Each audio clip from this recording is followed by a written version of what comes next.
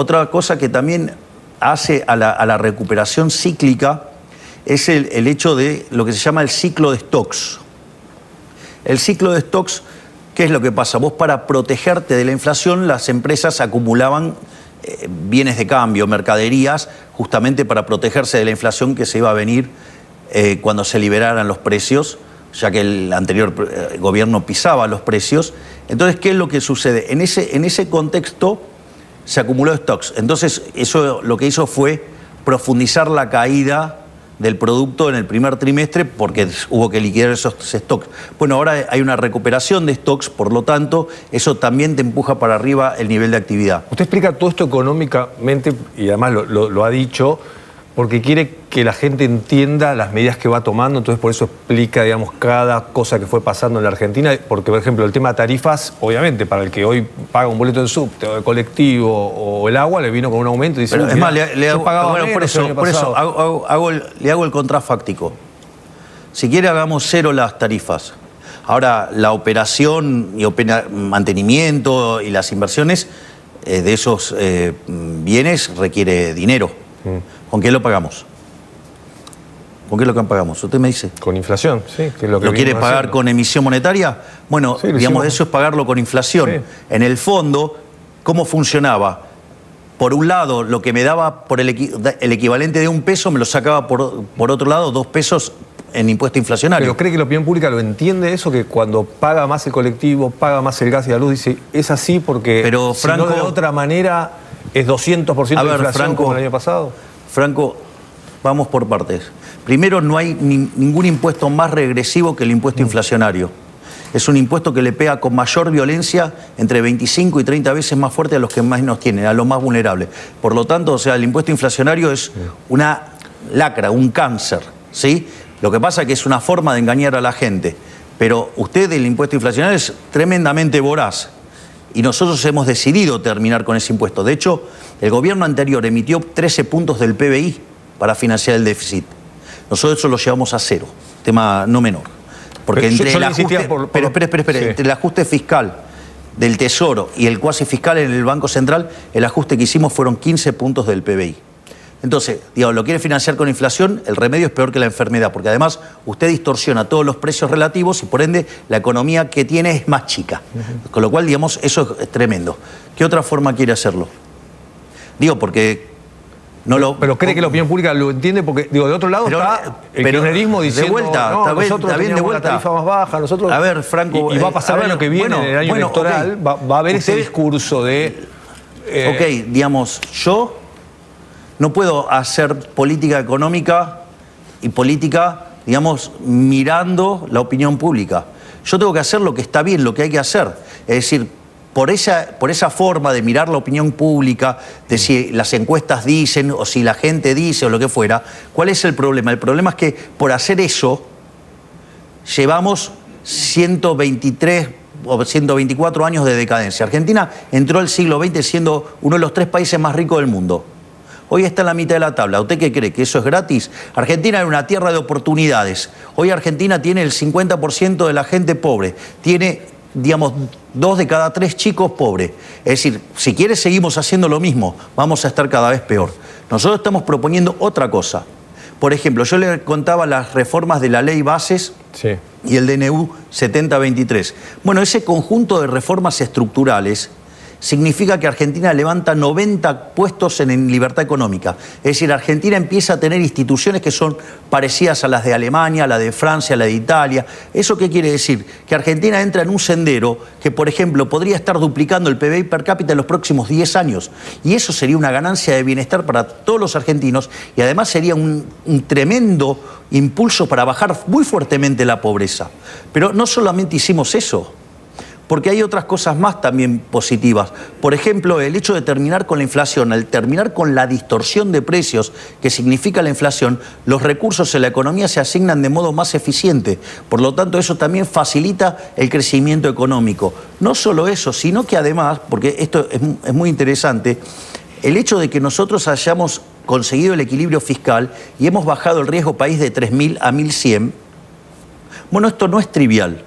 Primero porque si usted tiene un riesgo país de 3.000, el PBI en Argentina serían 400.000 millones de dólares. Con el riesgo país abajo de 1.100 está por lo menos en 600.000 millones de dólares. Es decir, esa política, digamos, irresponsable de hacer déficit fiscal, de gastar irresponsablemente, nos hace perder 1/3 de PBI, si usted quiere.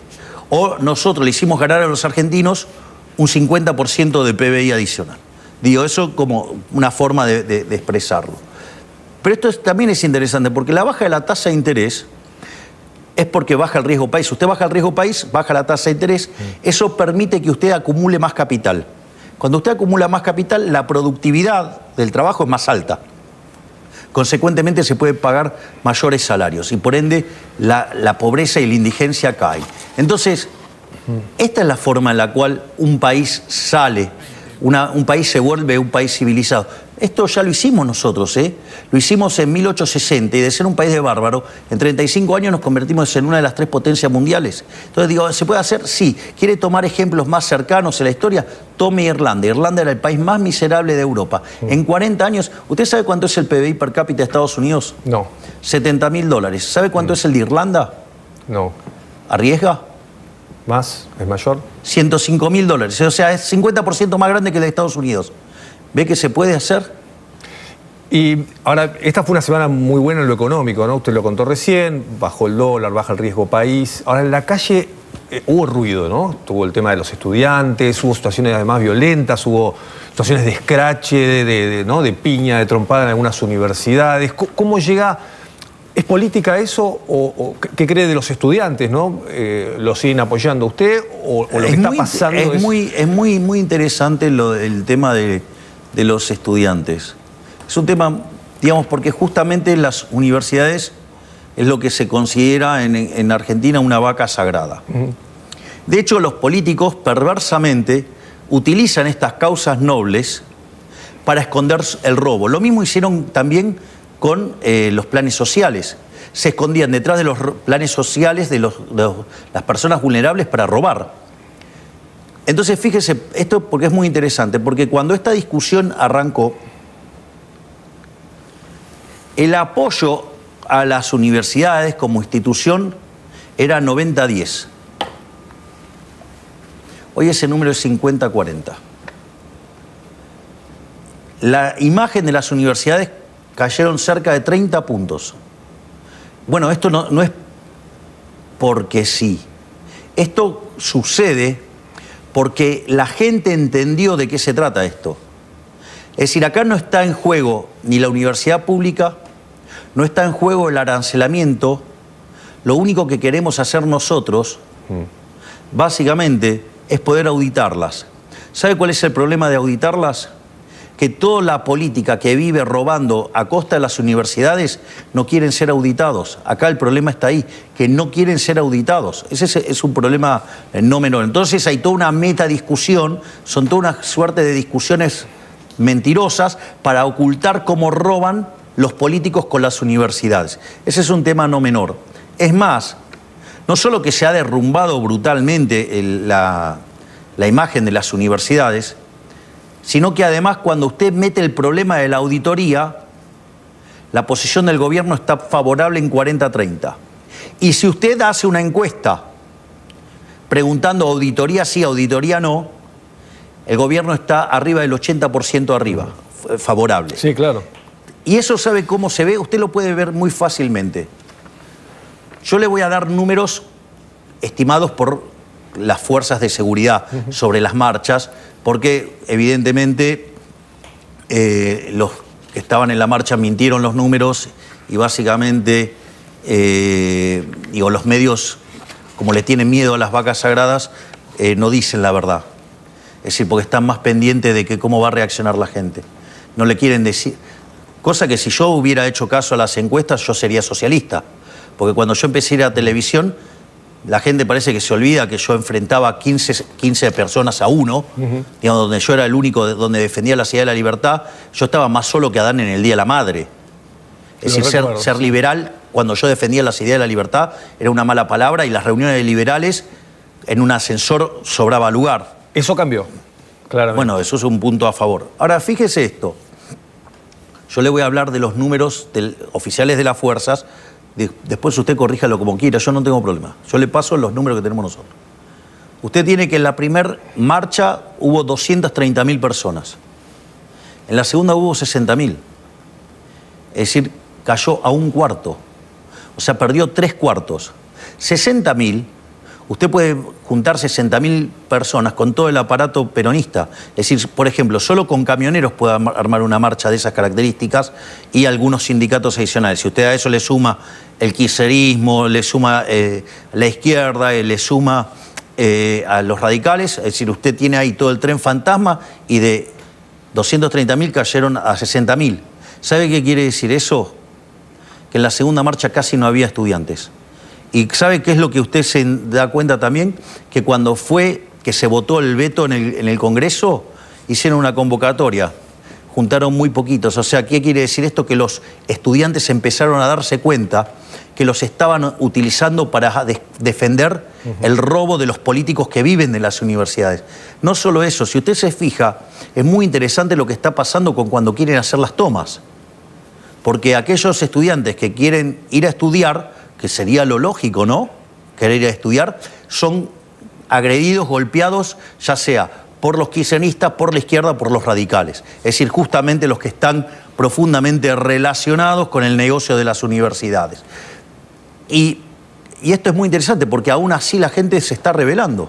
Es decir, si usted se fija, ahí las universidades está todo fragmentado. Las últimas manifestaciones que hicieron, verdaderamente, ya, digamos, eran 1.500 personas, 300, por lo tanto, digamos, usted lo que ve es que eso se ha degradado y que los estudiantes tomaron conciencia que efectivamente los estaban utilizando políticamente. El debate va a volver ahora en el presupuesto cuando se discuta el presupuesto educativo del 2025. Bueno, para eso está... Y ahí el gobierno cree que... para eso está digamos, el Congreso. Mire, yo mandé una ley que es déficit cero. Usted si quiere aumentar una partida, tiene que bajar otra. Ya está, mire qué fácil. O sea, si quiere más presupuesto para educación... Que se lo saquen a otro. Que lo determinen los políticos. Mire qué fácil. Pero el déficit cero no se negocia. ¿Se sintió acompañado con el veto cuando tuvo que vetar a los jubilados y hubo 87 diputados, ahora cuando tuvo que vetar el tema del financiamiento educativo? Y obviamente, y he manifestado mi agradecimiento a todos los diputados que no son de La Libertad Avanza que acompañaron. La verdad es que estoy muy satisfecho porque son personas que han decidido poner primero los intereses de la patria por sobre, digamos, los intereses mezquinos de la política. Yo creo que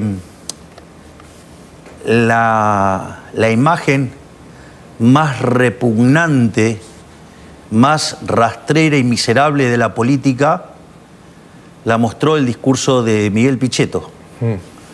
Cuando dice, Milei cree que gana con el veto, pero pierde. Es que él piensa en términos de la vieja política. Él piensa en términos populistas. Bueno, no por nada fue el jefe de la bancada del kirchnerismo en el Senado por tanto tiempo, ¿no?